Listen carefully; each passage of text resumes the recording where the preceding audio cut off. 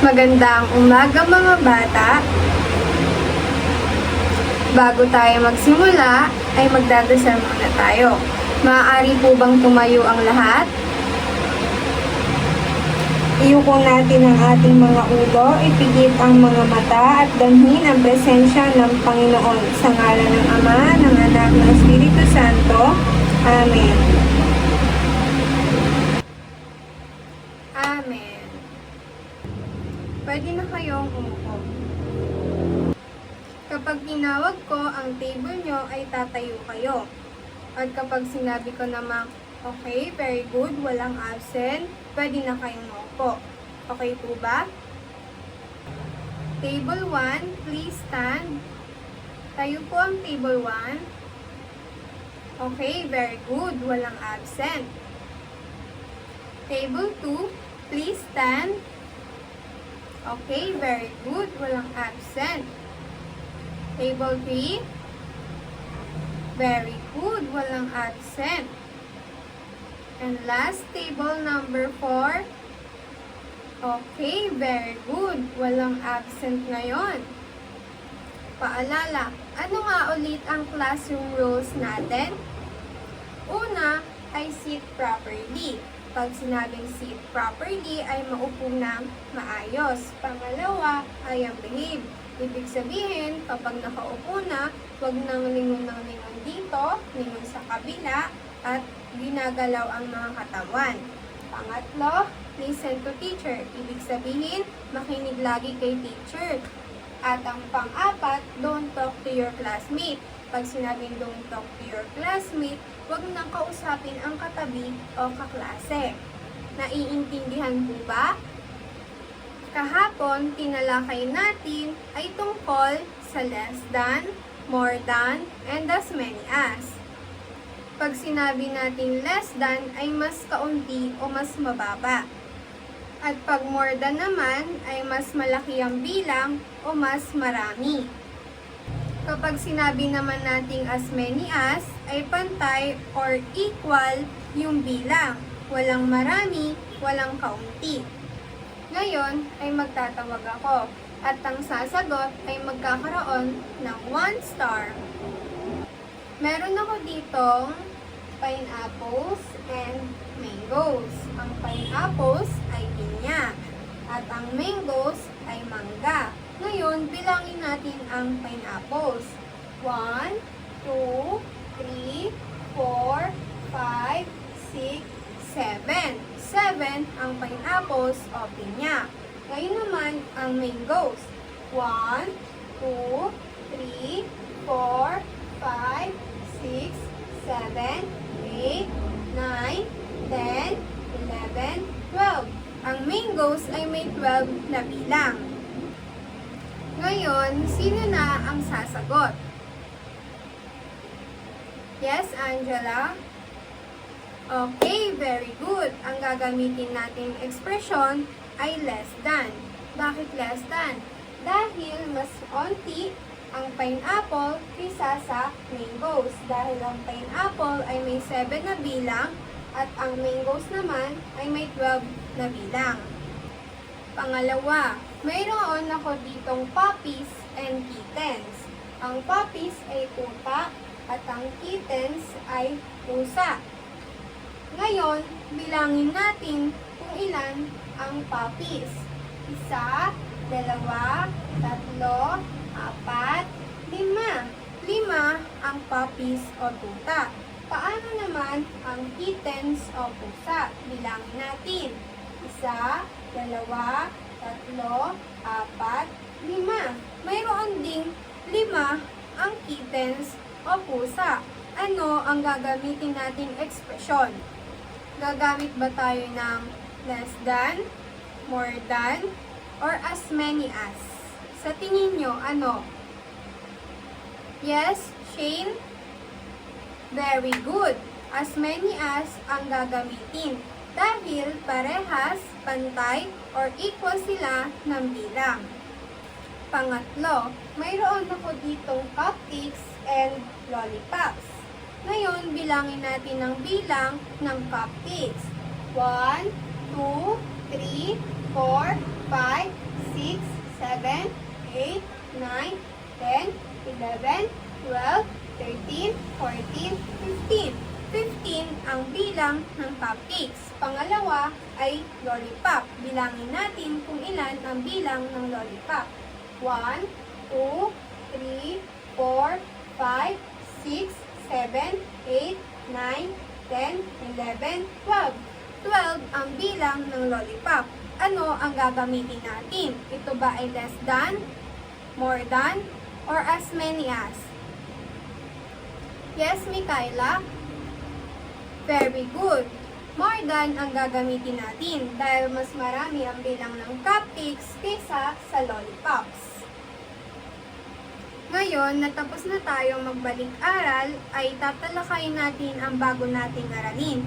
Ito ay tungkol sa visualization, representation, and ordering sets from least to greatest, greatest to least, and vice versa. Ready na ba kayo? Simulan na natin. Bago tayo magsimula sa ating talakayin, ay gumawa muna ako ng maikling kanta. Ang tono nito ay Are You Sleeping? Familiar po ba kayo sa tono at kanta ng Are You Sleeping? Okay, very good. Una, si teacher muna ang kakanta at pagtapos ko ay susundan nyo. Okay po ba yun? Okay, very good. Si teacher muna ang kakanta at pagtapos ni teacher ay susundan nyo. Ang unang verse ay List to greatest, list to greatest, let's begin, let's begin. Find the smallest number, then the next one higher, one by one, one by one.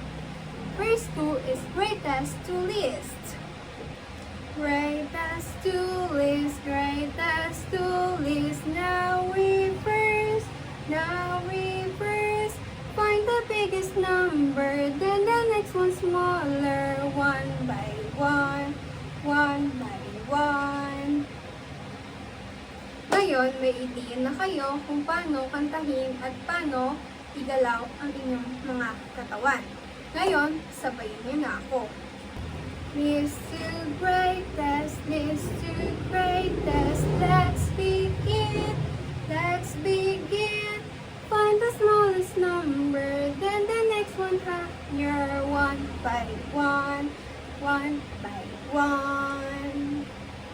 Greatest to least, greatest to least. Now reverse, now reverse. Find the biggest number, then the next one smaller. One by one, one by one. Very good. Sa kinanta natin kanina ay may 4 na katanungan. Number 1, in verse 1, what should be found after the smallest number? Ibig sabihin, ano ang makikita mo pagkatapos ng smallest number? Yes, Ansim? Okay, very good. Ang makikita pagtapos ng smallest number ay ang biggest number. Pangalawa, why is it important to start with the smallest number when arranging numbers in order? Bakit importante na magsimula muna sa maliit na number kaysa sa malaking number kapag nag-aayos ng numero? Yes, Crisel? Okay, very good. Importante na magsisimula ka muna sa mas maliit na number bago sa mas malaking number. Bakit? Para mas madalian, mas maunawaan, at mas maintindihan mo. Pangatlo, according to verse 2, after finding the biggest number, what should be found next? Sinasabi dito na pagkatapos ng biggest number, ano ang kasunod nito? Yes, and very good.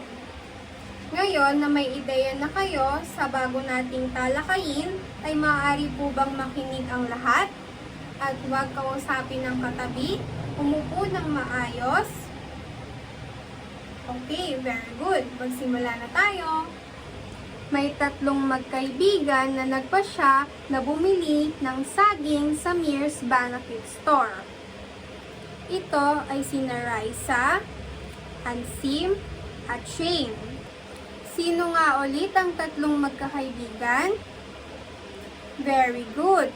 Ito ay sina Raisa, Shane, at Ansim. Ang unang bumili sa Mears Banquet Store ay si Raisa. Ang saging na binili niya ay isa. Ilan nga ulit ang binili ni Raisa na saging? Very good!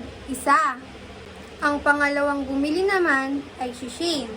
Ang binili ni Shane na saging ay 3. Ilan nga ulit ang binili ni Shane na saging? Tama! 3. Ang panghuling bumili naman ay si Ansim. Ang binili ni Ansim na saging ay 2. Ilan nga ulit ang biniling saging ni Ansim? Very good! 2 saging ang binili ni Ansim. Ngayon, bilangin ulit natin kung ilan ang saging na binili ni Raisa. 1. 1 lang ang binili ni Raisang saging. Ngayon naman, bilangin natin kung ilang saging ang binili ni Shane. 1, 2, 3. 3 saging ang binili ni Shane. Ilang saging naman ang binili ni Ansim? Bilangin natin. 1, 2. 2 saging ang binili ni Ansim. Ngayon, nakikita nyo na ba kung sino ang bumili ng kaunting saging? Very good! Si Raisa ang may kaunting saging dahil isa lang ang kanyang binili. Tinatawag itong least number dahil ang least number ay ang smallest number. Ibig sabihin, kaunti o isa lang ang kanyang nabili kumpara sa mga kaibigan niya na 2 at 3 saging ang binili. Sa palagay nyo, sino naman ang mas maraming saging na nabili? Very good! Si Shane ang may mas maraming nabiling saging dahil ang saging na kanyang nabili ay 3. At tinatawag natin itong greatest number dahil ang greatest number ay ang biggest number dahil si Shane ay bumili ng 3 saging. May tamang pagkakaayos ang least to greatest. Mauna si Raisa, pangalawa si Ansim, at pangatlo si Shane. Nauna si Raisa dahil isang banana lang ang kanyang binili. Ang tawag doon ay least number. Pangalawa naman ay si Ansim dahil 2 banana ang kanyang binili. Pangatlo naman ay si Shane dahil 3 saging o banana ang kanyang binili. Ang tawag doon ay greatest number dahil 3 ang kanyang banana at siya ang may pinakamataas na bilang ng banana. Ito ang tamang pagkakasunod-sunod. Kapag alam nyo na ang least to greatest ay madali na lang itong baliktarin. Kung kanina ay nauna si Raisa, ngayon naman ay mauna si Shane. Dahil yung kay Shane ay ang greatest number. Ibig sabihin ng greatest number is yung biggest number. Una ay si Shane dahil siya ay may 3 saging. Pangalawa, si Ansim dahil 2 ang kanyang saging. At ang pangatlo naman ay si Raisa. At ang tawag sa pwesto niya ay least number dahil isang saging lang ang kanyang binili. At ito naman ang tamang pagkakasunod-sunod ng greatest to least. Ngayon, bilangin natin. Ilang banana ang meron kay Shane? 1, 2, 3. Tama, 3. Ilan naman yung kay Ansim? 1, 2. Tama, 2. At ang panghuli naman ay ang kay Raisa. 1. Isang banana lang ang kanyang binili. Mahusay, bigyan ng 5 roar. Roar, roar, roar, roar, roar. Ngayon naman ay tutukuyin natin kung ano ang pagkakasunod-sunod nila. Ito ba ay least to greatest or greatest to least? Number 1, 2, 3, 4, 5, 6, 7. Sa palagay nyo, ano ang tamang sagot dito? Ito ba ay least to greatest or greatest to least? Very good. Ang tawag dito ay least to greatest dahil nagsimula siya sa mababang numbers. Ang mababang numbers na ito ay 2 hanggang sa mataas na numbers ay 7. Number 2, 10, 9, 8, 7, 6. Ano naman ang tawag dito? Ito ba ay least to greatest or greatest to least? Very good. Ang tawag dito ay greatest to least dahil nagsimula siya sa mataas na number, ito ay 10, at sa mababang number ay 6. Pangatlo, 8, 9, 10, 11, 12. Ano naman ang tawag dito? Very good. Ang tawag dito ay least to greatest dahil nagsimula siya sa mababang number na 8 at hanggang pataas na number ay 12. At ang last number natin ay 5, 4, 3, 2, 1. Ano ang tawag dito? Very good. Ang tawag dito ay greatest to least dahil nagsimula siya sa mataas na number. Ito yung 5. At hanggang pababa, ito naman ay yung 1. At dahil alam nyo na ang tamang pagkakasunod-sunod ng least to greatest, greatest to least, at vice versa, ay may dalawa akong katanungan. Una, ano ang tawag kapag nagsimula sa maliit na numero hanggang sa papalaking numero? Very good. Ang tawag dito ay least to greatest. Pangalawa, ano naman ang tawag kapag nagsimula sa mataas na number hanggang sa pababang number? Very good. Ang tawag dito ay greatest to least. Ngayon, may ibibigay ako sa inyong aktibidad. At bago ko ito ipamigay sa inyo, ay ipapaliwanag ko muna. Ang direction na nakalagay dito ay arrange the fruits from least to greatest. Draw your answer on the second column of the table. Ibig sabihin, dito nyo isusulat ang inyong sagot. At pag sinabi nating least to greatest, mababang numero hanggang sa papalaking numero. Okay po ba? At ang takdang aralin nyo naman ay sa isang papel ay magdodrawing kayo ng mga bagay na nakasaayos from greatest to least. Ibig sabihin, mas mataas, mas malaki hanggang sa maliit o mababa. Ito yung example niya. Nakikita nyo ba yung basong malaki? Unti-unti siyang lumiliit. Ganyan lang ang gagawin nyong assignment at ito ay ipapasa sa aking bukas. Bye!